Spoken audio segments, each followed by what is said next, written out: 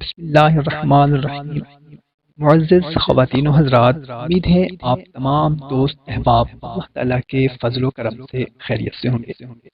میرے بھائیوں اور بہنوں، آج کی ویڈیو میں آپ کو ماہ شعبان کے چاند کا وظیفہ بتانے لگا ہوں، جسے صرف ایک دن کرنا ہے اور اس کے فائدے آپ کو پورا سال ہوتے رہیں گے انشاءاللہ عز و جل۔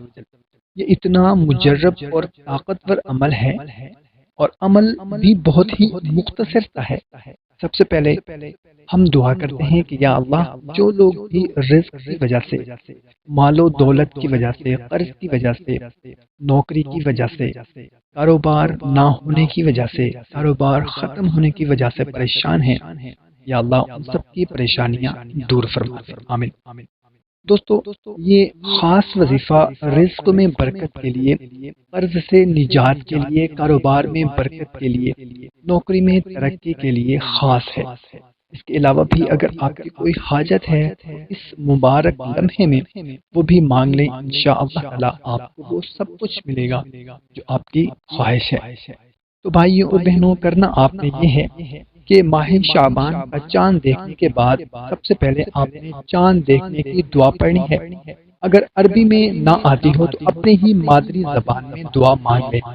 اس کے بعد لونگ کے 3 دانے لے لینے ہیں اور ان دانوں پر اول و آخر 11 مرتبہ درود پاک پڑھنا ہے اور درمیان میں 129 مرتبہ سورہ کوثر پڑھنی ہے، اور اس کے بعد اللہ کے حضور گڑ گڑا کر آپ نے دعا کرنی ہے، اور وہ لونگ کے دانوں کو کسی صاف کپڑے میں لپیٹ کر کسی محفوظ جگہ میں گھر میں رکھ دینا ہے۔